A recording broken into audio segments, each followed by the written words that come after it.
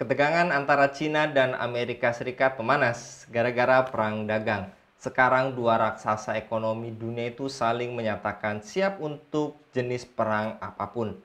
Perseteruan ini dimulai ketika Presiden Amerika Donald Trump yang mengenakan lebih banyak tarif pada semua barang Cina. Beijing cepat membalas dengan mengenakan tarif 10-15% pada produk pertanian dari Washington. Apa tujuan akhir dari perang tarif yang dilakukan Amerika? Apakah Cina kalah dalam perang melawan Amerika dan apakah konfrontasi Washington dengan Beijing hanya dalam bentuk ekonomi? Untuk membahasnya kami terhubung dengan Bung Hasbi Aswar. Kita sapa terlebih dahulu. Assalamualaikum warahmatullahi wabarakatuh, Bung Hasbi. Waalaikumsalam warahmatullahi wabarakatuh, Bung Anggi. Lagi-lagi Bung Hasbi, perang antara dua negara ini masih berlangsung dan kali ini kebijakan Ya, tarif yang diterapkan Donald Trump terhadap negara-negara ya. seperti Kanada dan Cina. Menurut Anda, apakah ini merupakan strategi untuk mengalih perhatian publik dari masalah domestik atau lebih sebagai upaya memperkuat citra politik menjelang pemilu? Ya, saya kira ya ini adalah bagian dari realisasi Trump ya terhadap janji-janjinya pada saat pemilu dan juga pidatonya pada saat menang presiden. Jadi Trump yang menginginkan ya Trump kan dari sejak periode awal sudah mengatakan make America great again, ingin menjadikan Amerika menjadi negara yang kuat besar kembali dan dengan cara itu ya, dengan cara kalau yang misalnya dengan cara menekan tarif dari barang-barang impor dari negara-negara lain karena Trump melihat Amerika Serikat itu banyak terpukul oleh hubungan kerjasama dengan negara lain yang defisit ya, yang membuat Amerika defisit gitu seperti dari Cina misalnya, kemudian dari Meksiko, dari Kanada yang di mana apa di mana Amerika banyak bergantung dan itu membuat industri-industri lokal katanya itu menjadi banyak mati gitu. Seperti misalnya dari Cina banyak impor-impor barang-barang impor dari Cina membuat akhirnya barang-barang Cina yang lebih murah gitu dan kemudian itu membuat masyarakat eh, memilih untuk lebih membeli dari Cina barang-barang produk Cina daripada produk dalam negeri Amerika Serikat sendiri. Dan dampaknya adalah ya banyak yang gulung tikar, kemudian akhirnya pengangguran meningkat dan kemiskinan meningkat gitu. Nah, ini kan program-program populisnya Trump ya eh, bahkan sejak periode awal gitu sampai sekarang gitu. Hanya saja caranya yang ugal-ugalan seperti ini dengan cara misalnya melancarkan perang dagang itu kan juga pasti direspon dengan respon yang sama oleh bukan musuh ya, oleh negara-negara yang menjadi target perandagan Amerika seperti Cina, termasuk Kanada, Meksiko dan negara-negara yang lain gitu. Dan dampaknya apa? Ya dampaknya juga pasti tidak akan baik buat Amerika Serikat sendiri.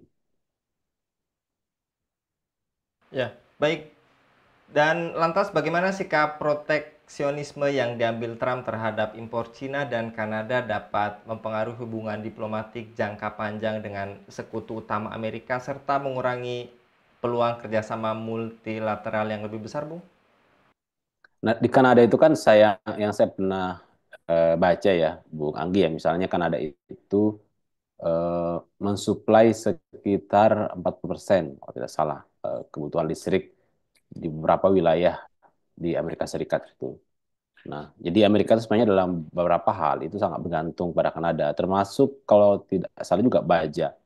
Amerika juga banyak bergantung kepada bajanya Kanada gitu, listrik dan baja. Nah, sekarang itu Kanada sudah ancang-ancang ya, kalau memang Trump itu memberikan sanksi ekonomi atau memberlakukan tarif yang tinggi buat barang-barang Kanada, maka Amerika Kanada akan memberikan balasan yang sama gitu, akan melakukan perang dagang yang sama, bahkan Kanada mengatakan akan menghentikan pasokan listrik ke beberapa wilayah yang selama ini dipasok oleh Kanada kepada Amerika Serikat.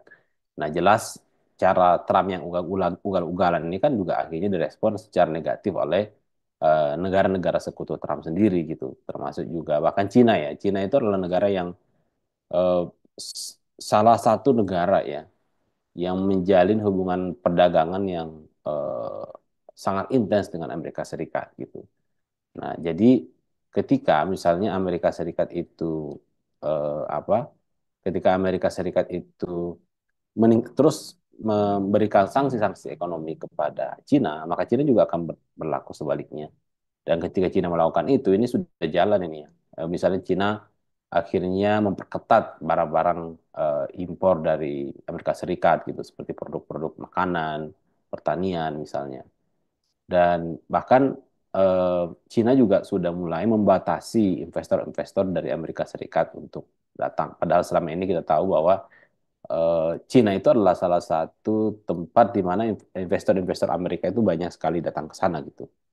Nah, ini kan juga sebenarnya merugikan merugikan perekonomian Amerika juga Amerika Serikat juga ya. Walaupun niatnya itu ya luar biasa gitu.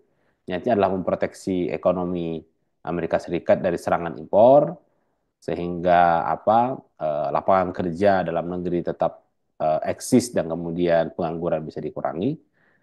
Tapi eh, apa namanya caranya ya menurut saya cara Trump itu kan beberapa negara seperti Cina misalnya atau Kanada itu mengharapkan bisa bisa membicarakan itu dengan baik gitu.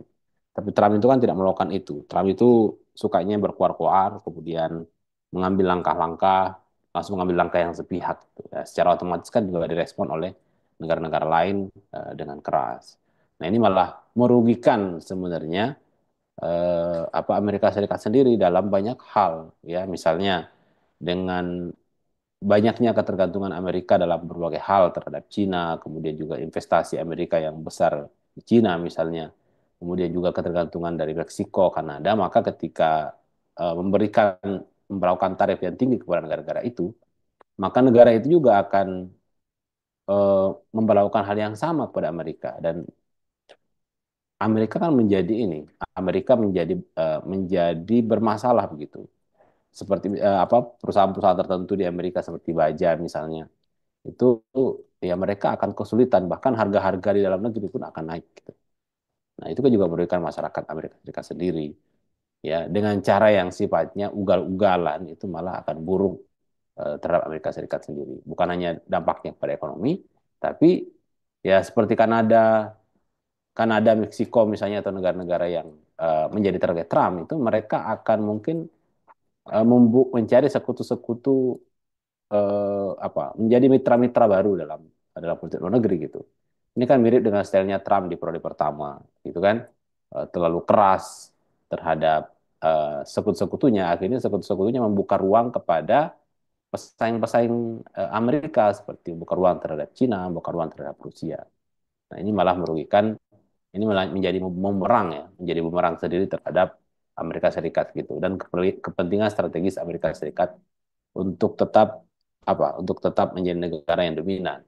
Jadi di Asia Tenggara misalnya kan dengan dengan fokus Trump hanya untuk membangun internal dan dan eh, dan bersikap kurang kurang baik kepada mitra-mitranya misalnya di Asia Tenggara ya. Itu membuat akhirnya Asia Tenggara itu mendekat ke Cina misalnya. Nah, itu kan merugikan Trump sendiri. Begitupun juga di Timur Tengah. Nah, kalau gaya Trump seperti itu, maka ya Amerika mungkin bisa jadi akan menjadi negara yang secara ekonomi di dalam itu mungkin akan menjadi lebih baik. Tapi Amerika sebagai negara superpower itu akan terancam posisinya. Itu, eh, Bung Anggi. Ya. Dan apakah ini strategi Trump sengaja menciptakan ketegangan internasional untuk memperoleh keuntungan politik domestik atau apakah ini menunjukkan kekurangan dalam strategi diplomasi Amerika, Bung?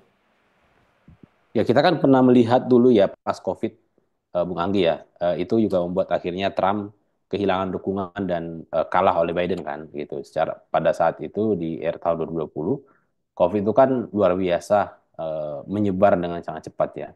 Tapi apa yang Trump lakukan ya keluar-keluar aja. Kita itu ya ini apa namanya apa yang dia sampaikan itu bertentangan lah, bahkan dikecam oleh oleh ahli-ahli kesehatan gitu di Amerika Serikat gitu.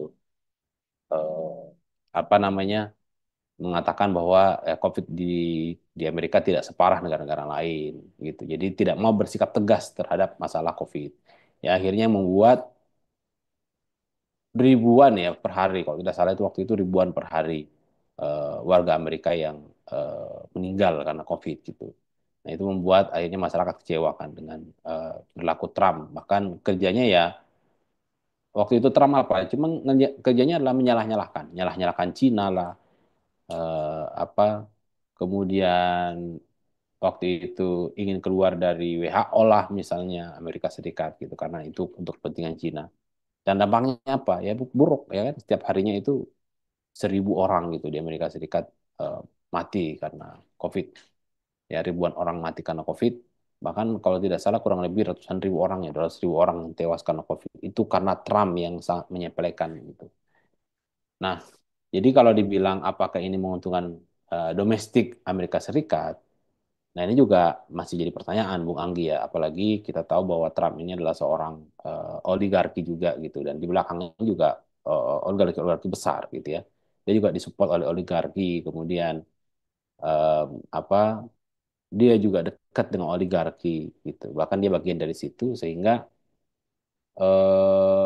saya melihat ini hanya menjadi strategi politik Trump saja sebenarnya untuk berkuasa di Amerika Serikat. Karena masalah warga Amerika Serikat itu kan sekarang adalah masalah masalah apa kemiskinan, pekerjaan, inflasi, eh, apa namanya dan lain sebagainya lah gitu ya yang berkaitan dengan masalah ekonomi. Nah, Trump itu menunggangi isu-isu tersebut untuk mendapatkan simpati masyarakat dan eh, akhirnya menang kembali menjadi presiden. Tapi apakah itu membuat Amerika akan menjadi lebih baik lagi? Saya kira kita nampaknya pesimis terhadap hal tersebut. Yang buruk malah seperti yang saya bilang tadi ya, yang buruk malah adalah dengan style Trump seperti ini itu akan menjauhkan mitra-mitranya, sekutu-sekutunya di berbagai kawasan. Gitu, Bang.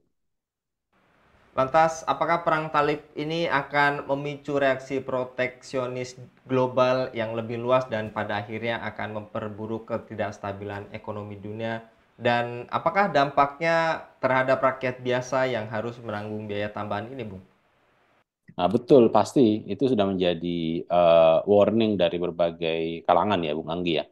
Dengan gaya Trump seperti ini itu akan membuat akhirnya apa ya, akan membuat setiap negara itu akan, utamanya yang punya hubungan dengan Amerika Serikat itu akhirnya menjadi kesulitan gitu. Misalnya negara yang ingin mengekspor ke Amerika, ingin mengirim barang ke Amerika menjadi tidak bisa mengirim karena adanya tarif yang besar misalnya gitu. Sebaliknya negara yang bergantung terhadap negara yang bergantung terhadap produk-produk Amerika, ya itu juga mungkin akan memperlakukan hal yang sama gitu, akan membuat pembatasan-pembatasan yang sama. Nah, dampaknya adalah ya harga-harga menjadi semakin mahal ya.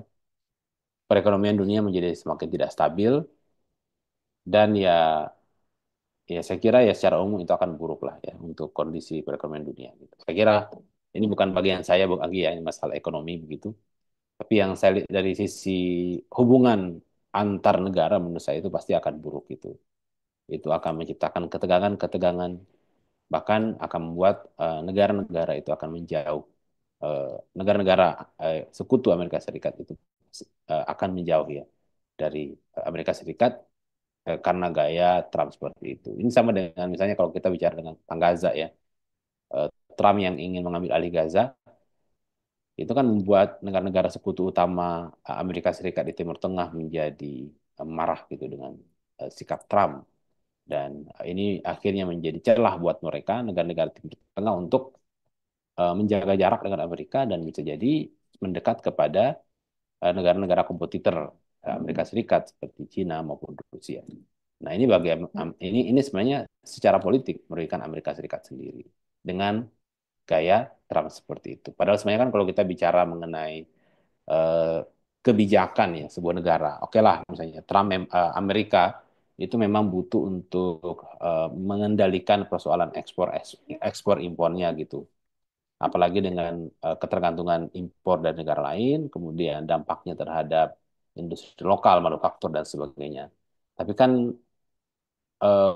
caranya itu tidak mesti harus trade war gitu. Caranya tidak mesti harus melakukan perang dagang.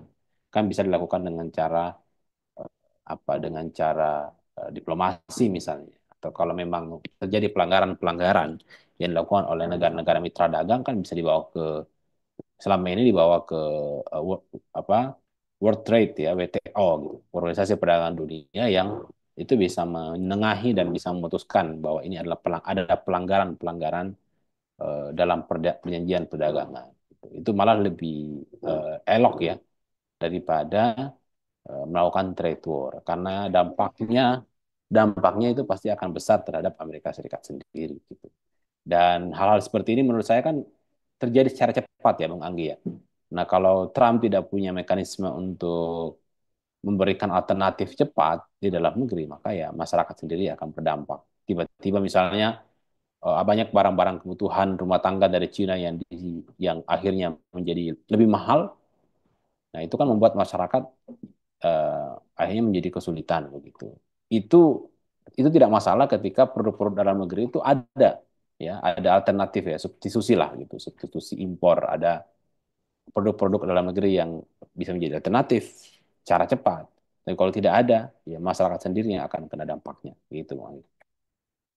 Baik, jazakallah Bung Hasbi untuk pemaparannya pada kabar petang kali ini. Semoga di bulan Ramadan ini kita menjadi semakin tahu bahwa oligarki ataupun dominasi negara kapitalis itu memang banyak intrik dan untuk mempertahankan dominasinya. Jazakallah sekali lagi Bung Hasbi untuk pemaparannya pada kabar petang kali ini. Demikian pemirsa Ilava News, dukung dengan subscribe, share, dan like. Semoga menjadi kebaikan bagi kita semua di dunia dan di akhirat. Saya Anggi Suara undur diri. Assalamualaikum warahmatullahi wabarakatuh.